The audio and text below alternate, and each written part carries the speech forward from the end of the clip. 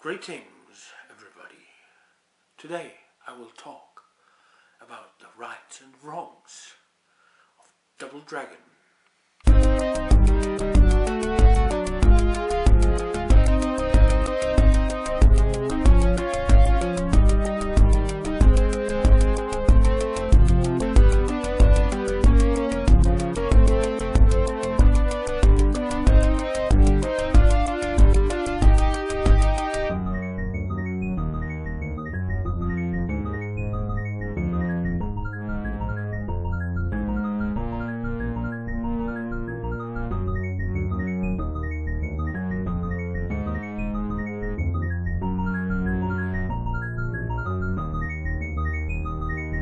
RetroKork.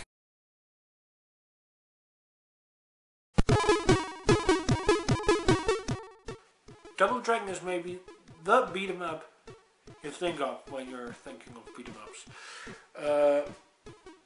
It's probably the series everyone knows, either that or Streets of Rage. And as we all know, well, at least if you're like me a little bit older, Double Dragon came originally from the arcades. Let's take a look at Double Dragon, shall we? The backstory behind the original game is that you are Billy and Jimmy Lee, the Lee brothers, who are having to rescue Billy's girlfriend from an evil gang called the Black Warriors, led by someone who has a machine gun, and he's called Wally. And as you can see in this clip from the arcade version, all of this is rendered beautifully. But that's going to change. Let's start with the very first conversion of Double Dragon released by Melbourne House in 1988. As you can see, the sprites have a slight gap between them, those sprites that make up your character. You can see the background behind it.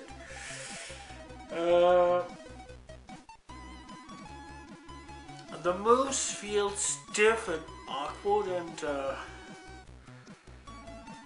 the best part? There's no music! There's only the sound effects. Oh, and in the title screen you get to hear the stage 1 music. The sound effects that you hear instead of the music are, to say frankly, awful. And regarding the AI, well, there seems to be no... It's a simple punching game. If you have a joystick, you can set it to auto-fire. Do so. All you need is your punch.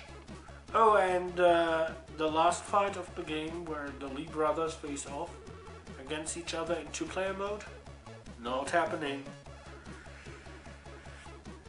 So let's ignore actual chronology and the releases of the game and jump straight to 1991, when Ocean did a release of the same game on a cartridge. I still have to give up either music or sound effects, even though the sound effects now are somewhat better. In this cartridge they only have one single player mode. Well, the hero sprite looks better than from the Melbourne House version. Same can't be said about the opponents, who look like they jumped out of some sort of Atari 2500 game.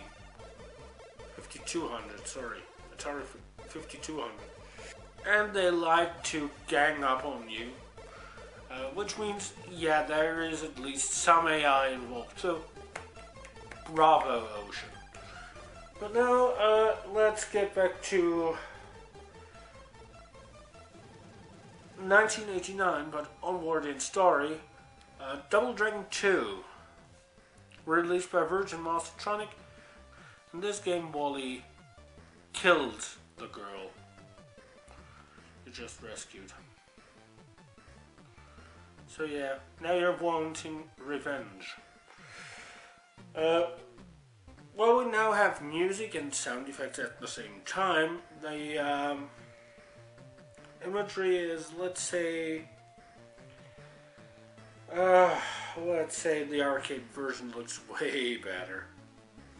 The sprites on the Commodore 64 version all remind me of, well, the ocean take of Double Dragon 1. Well, the enemies from the game. They all look kind of blocky. And the backgrounds need quite a lot to improve. Well, my first thought was, were they taken from a Spectrum version? And just so you can compare yourself, here's about the same sequence taken from the arcade version.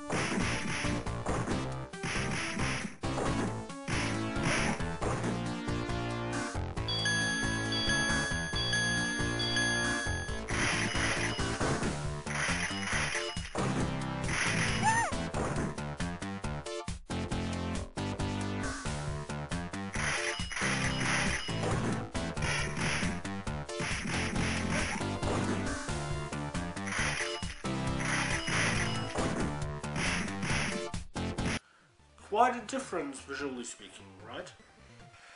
All in all, this home conversion isn't too bad, especially considering the fact that these are the same guys who did the first take on Double Dragon 1. They have quite improved. But given the choice, I would suggest you play the arcade title.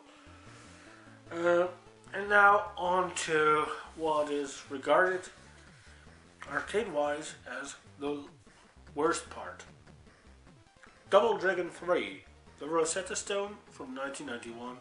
This time it was released by the Sales Curve and it wasn't programmed by the same folks who did the previous games. Well, this game feels like it should work on the Commodore 64, but no stage music again. And let's take look the characters, they're just a bloody mess. Just all those colored blocks picking up those characters. But the AI is pretty good and it rarely gave me any breathing space. I must have hit the ground way more often than anything else. But just to compare the two, let's take a look at the arcade version, even though it's an unfair comparison. This specialized hardware of course allows for superior graphics quality compared to the 8-bit we've just experienced. Unfortunately, at least on the one I recorded from, the animations are really bad. It's as if they were decided to place the animation frames in a random order. So this point goes to the Commodore 64 version. The main graphical advantage, of course, is that these characters have outlines, so you can distinguish them from each other and from the background. And of course, the arcade version can produce sound effects and music at the same time. So, in conclusion, what would I suggest? Well, to be perfectly honest with you, I'd give the Commodore 64 versions all a pass. I mean, even though Double Dragon 3 kind of feels like a game on the Commodore 64, unlike what I heard about the arcade version,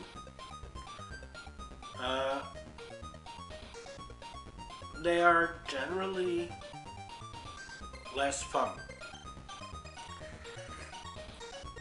So either play the games, Double Dragon and Double Dragon 2, in the arcades, or if you still have your DS or a Game Boy Advance, you might try to get a hold of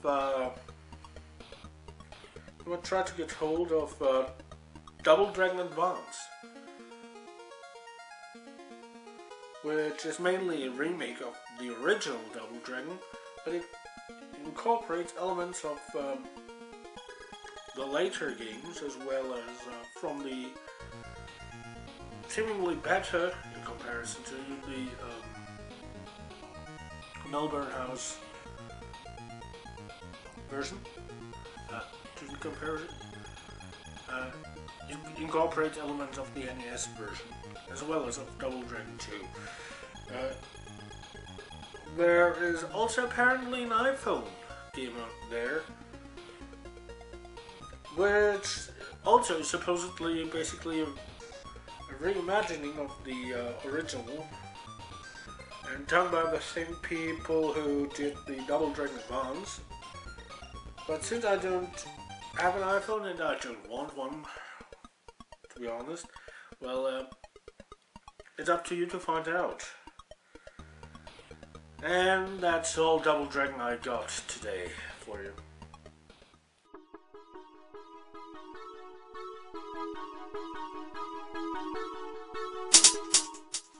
Next time, we'll take a look at Mortadelo y Filemon, or as they're called in Germany, Clever and Smart.